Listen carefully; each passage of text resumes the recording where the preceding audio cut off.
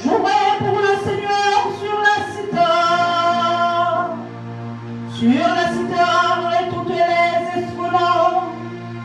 Au son de la trompette et du corps, acclamez votre roi le Seigneur.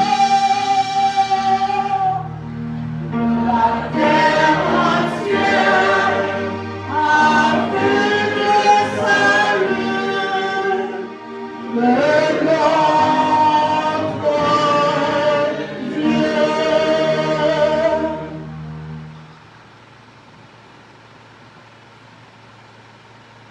Lecture de la deuxième épître aux Corinthiens. Et nous tous, le visage découvert, contemplons comme un miroir la gloire du Seigneur. Nous sommes transformés en cette même image, allant de gloire en gloire, comme de par le Seigneur, qui est esprit. Voilà pourquoi, miséricordieusement investis de ce ministère, nous ne faiblissons pas, mais nous avons répudié les dissimulations de la honte.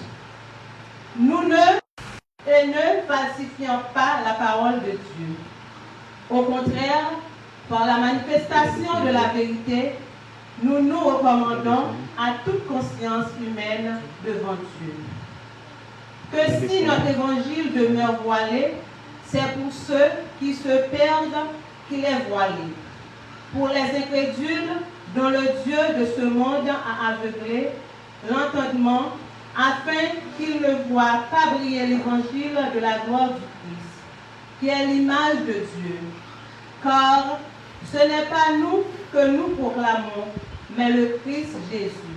Seigneur, nous ne sommes pas nous que vos serviteurs, à cause de Jésus. Parole du Seigneur. Nous rendons grâce à Dieu.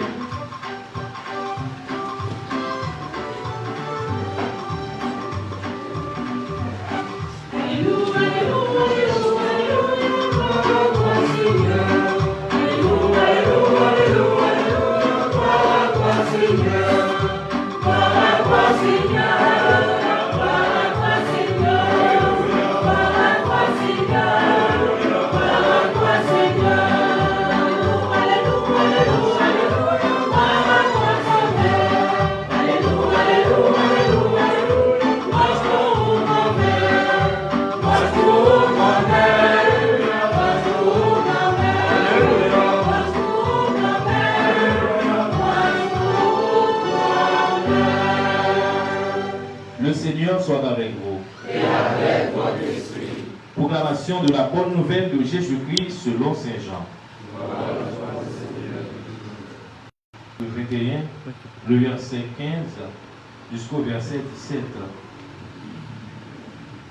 Lorsqu'il eut mangé, Jésus dit à Simon-Pierre, Simon, fils de Jean, m'aimes-tu plus que ceci? Il lui répondit, oui, Seigneur, vous savez que je vous aime. Jésus lui dit, paie mes agneaux. Il lui dit une seconde fois, Simon, fils de Jean, m'aimes-tu? Pierre lui répondit, oui, Seigneur, vous savez bien que je vous aime. Jésus lui dit, paie mes agneaux. Il lui dit pour la troisième fois, m'aimes-tu? Il lui répondit, Seigneur, vous connaissez toutes choses, vous savez bien que je vous aime. Jésus lui dit, paie mes brebis. En nous continue faire louange, compliment pour parole.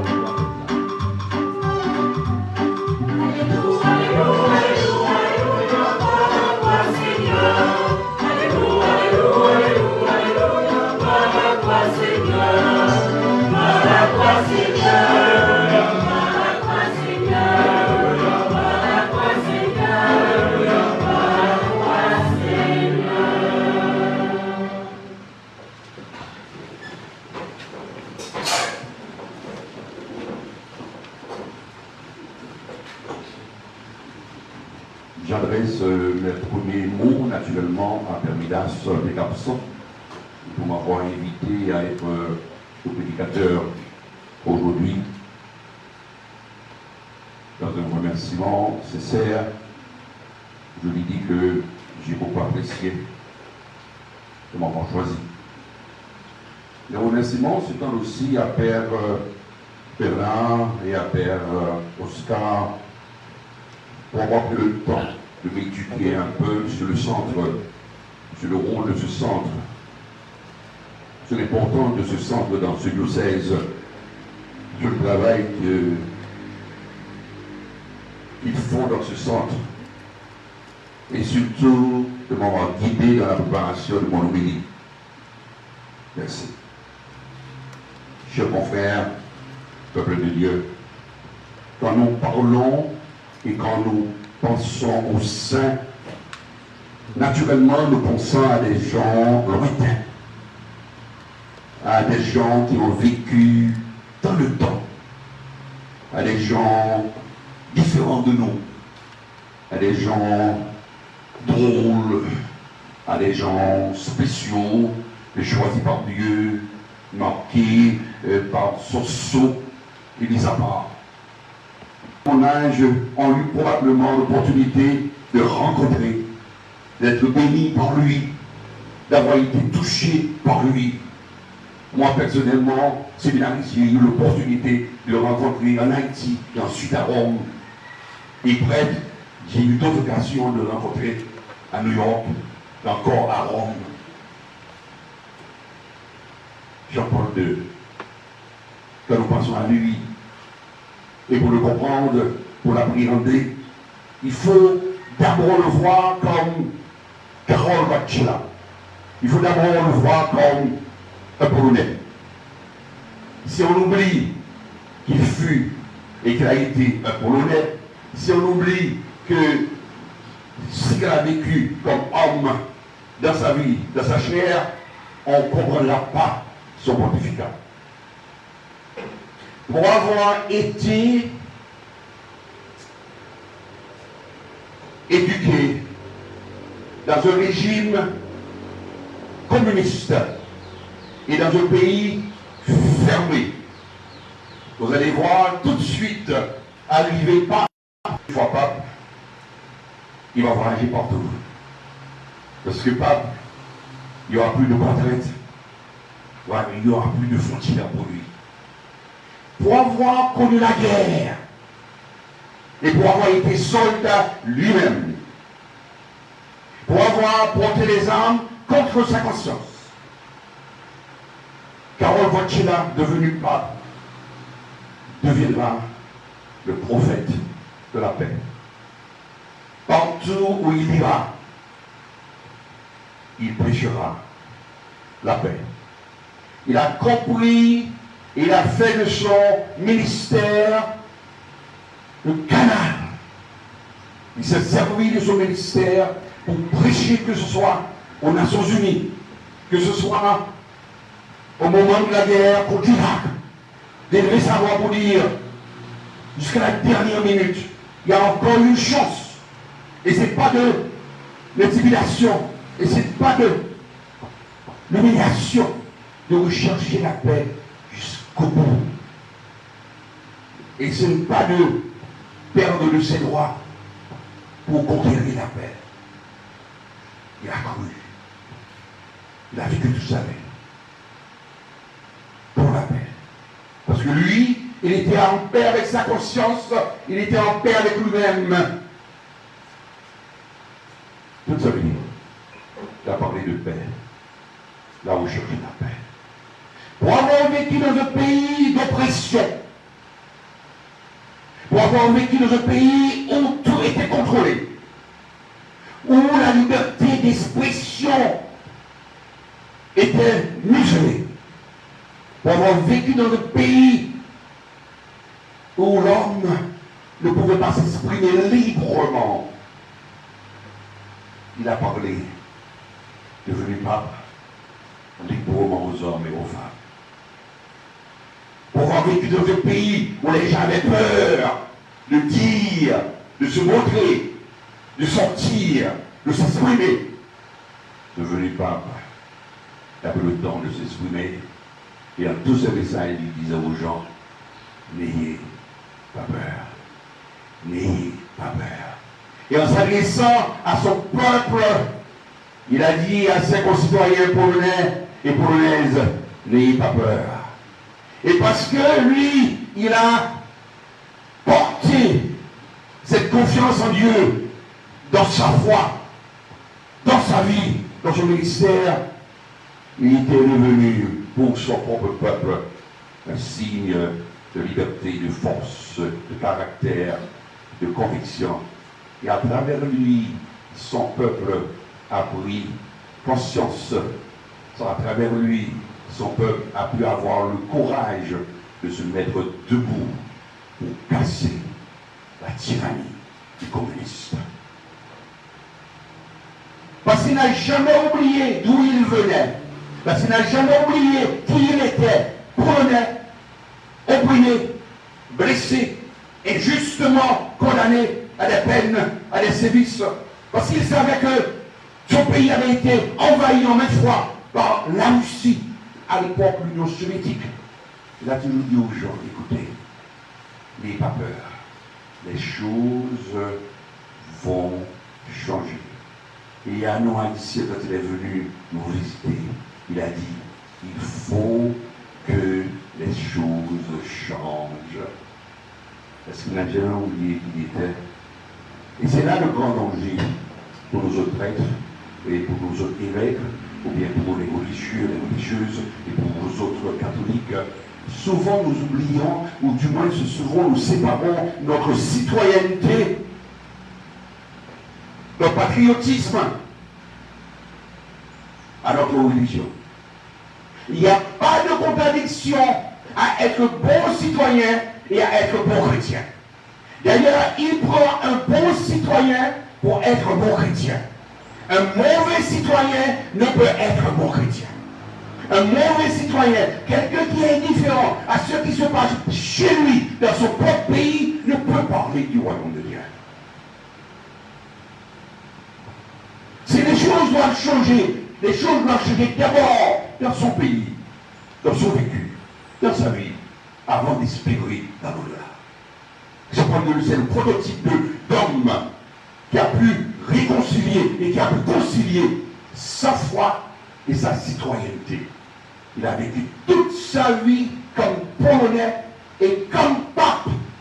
Il a pu, à travers sa citoyenneté, changer son pays, transformer le monde et toucher les cœurs de tous les hommes pour leur dire, vous pouvez vivre en paix, vous pouvez casser la tyrannie sans un coup de feu.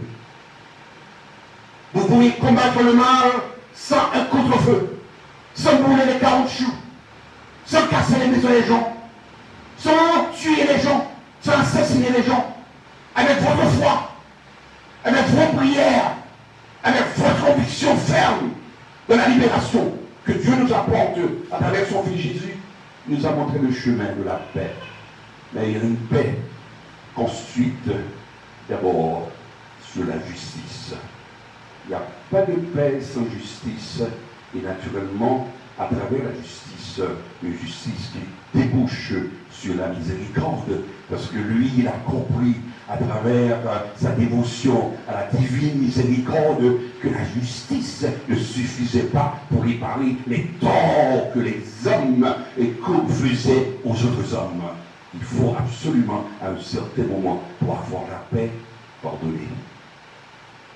À un certain moment, pour avoir la paix durable, il faut montrer miséricorde.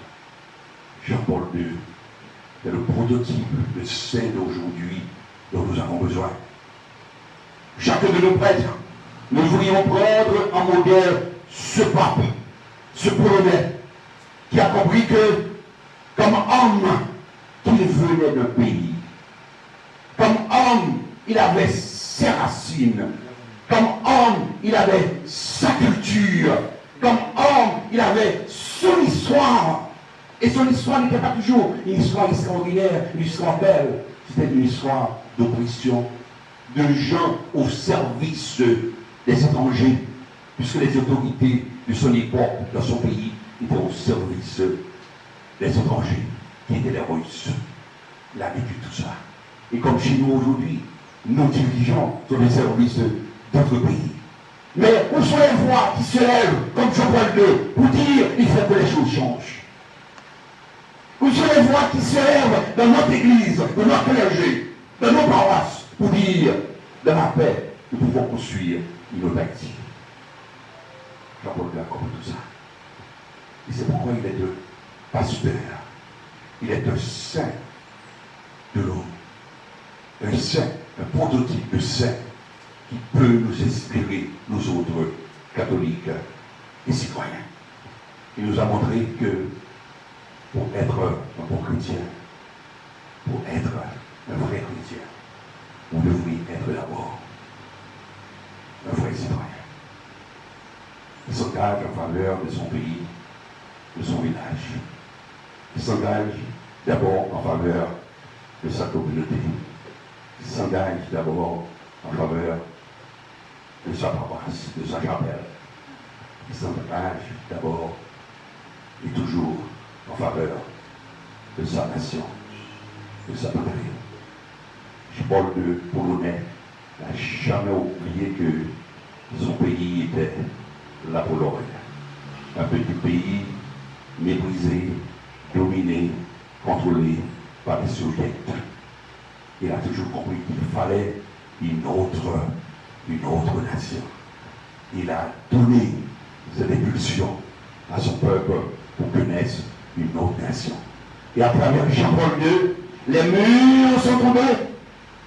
À travers la prédication de Jean-Paul II, sans un coup de feu, les murs de Berlin disparaissent, les deux Allemagnes sont tombés.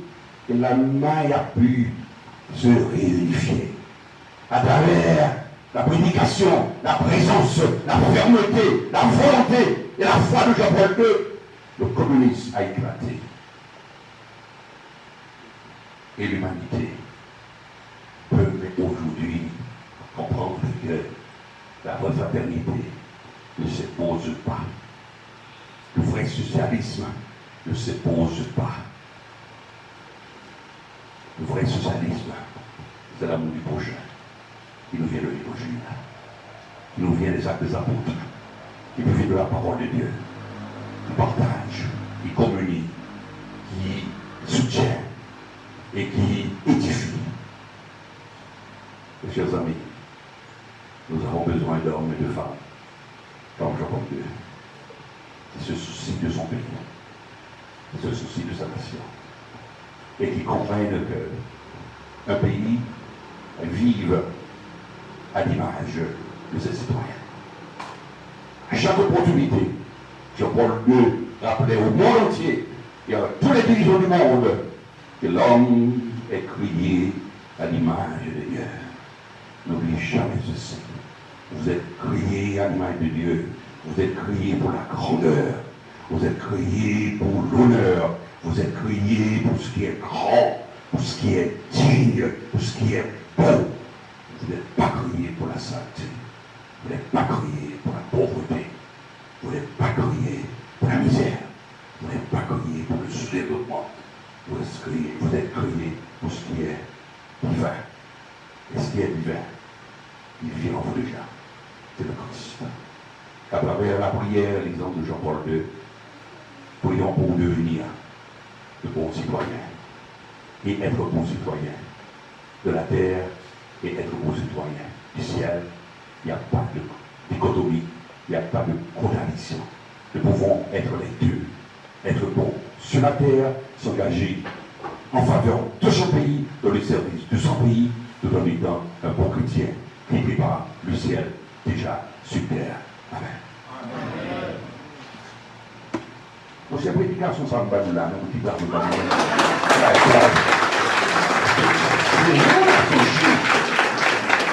c'est terrible, ça. Ah, moi, c'est quelqu'un qui dit ça.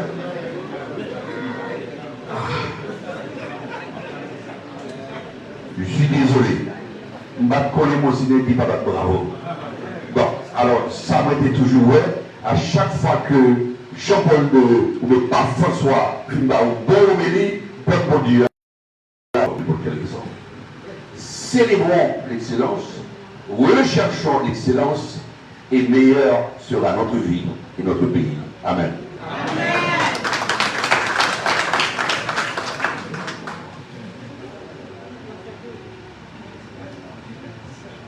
Donc, c'est mieux, après nous finissons toutes les paroles, bon Dieu, on nous met une Bible pour nous déclarer la foi.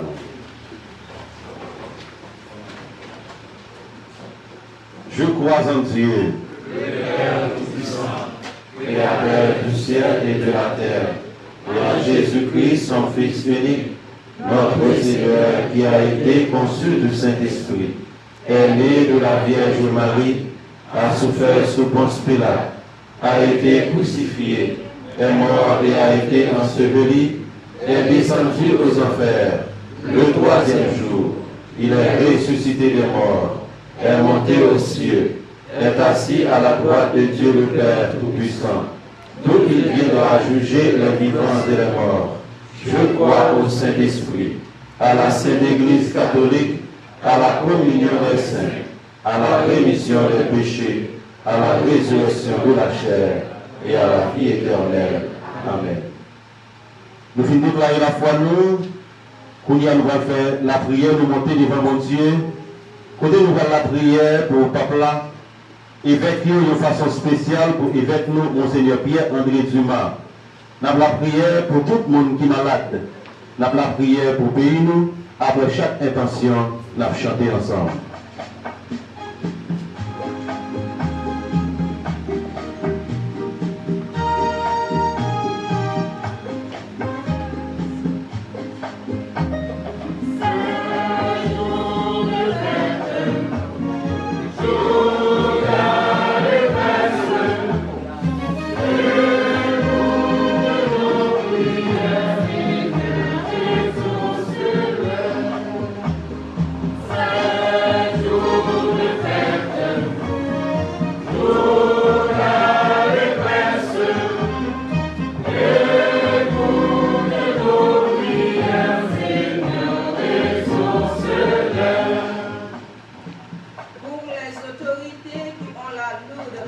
responsabilité de l'Église, le pape, les évêques.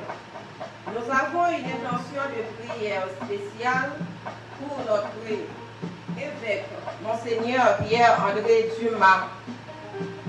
Nous prions pour son propre rétablissement, les prêtres et les diacres. Que la lumière resplendissante du Christ brille à jamais dans les cœurs pour l'annonce de l'Évangile au monde entier. Prions le Seigneur.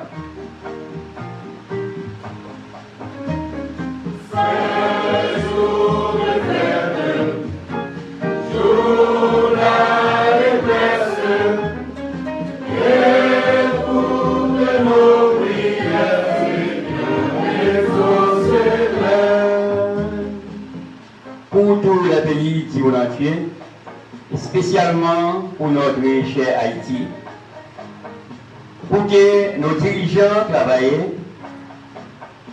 de manière solennelle avec engouement, au profit de tous les Haïtiens, afin que le peuple puisse sortir en sécurité. Ensemble, prions.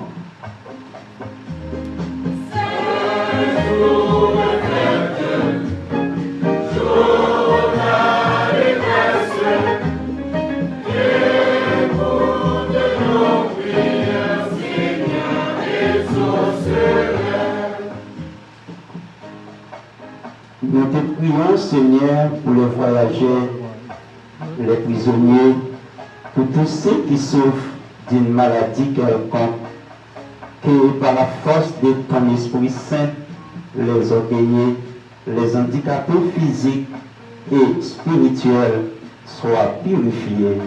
Prions le Seigneur.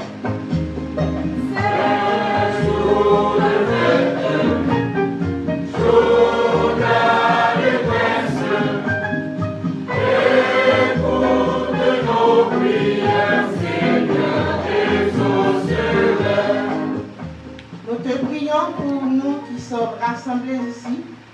en la solennité, à l'exemple de notre saint patron, qui patronnait toujours un changement radical au milieu des peuples souffrants et désespérés. Prions le Seigneur.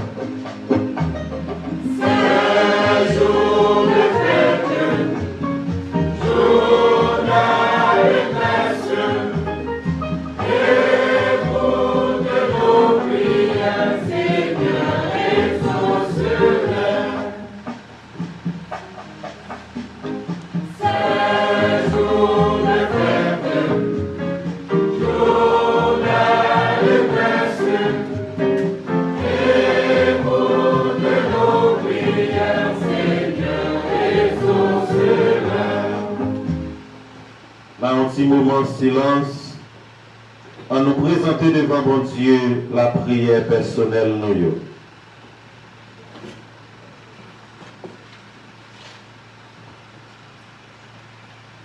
Grand Maître, c'est eux qui refuge à force nous, c'est eux-mêmes qui montrent la prière. Tant prie, écoutez la prière, l'église qu'a supplié. Fais-nous joindre tout ça, nous demander à toute confiance nous. Par pouvoir Jésus-Christ, grand Maître nous. Amen.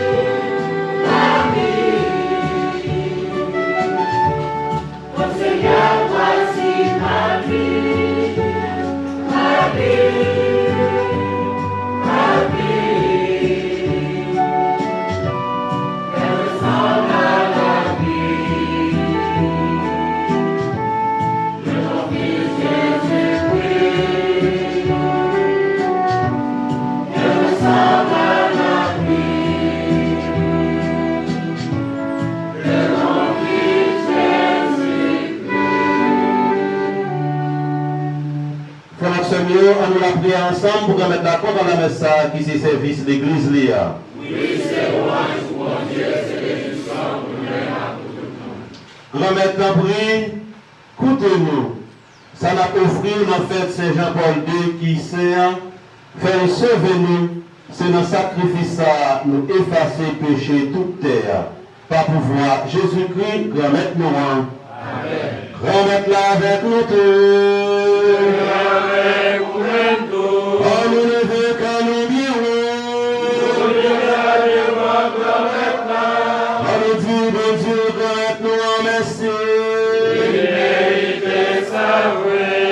Oui, vous méritez ça réellement vrai.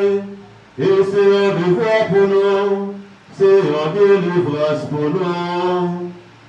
Grand-mère, papa qui sait, bon Dieu qui a tout pouvoir, ou même qui l'a depuis tout temps et pour tout temps, vous méritez nous dire merci, tout temps et tout côté, par pouvoir Jésus-Christ, grand-mère nous. Je dis à la fête, c'est Jean-Paul II qui sait, bon Dieu, c'est pour ça, la fait louange pour. Aux gens où remet l'église au roi, au bon courage, nos exemples, bon nous, au clair nous, nos bons leçons, lui fait nous ouvrir sous nous, peut-être la prière, bon Dieu, c'est pour ça, c'est pour ta pouvoir par eux, nous comptons mettre ensemble à tous les messagers, à tous les amis qui dans le ciel là, pour nous chanter sans repos.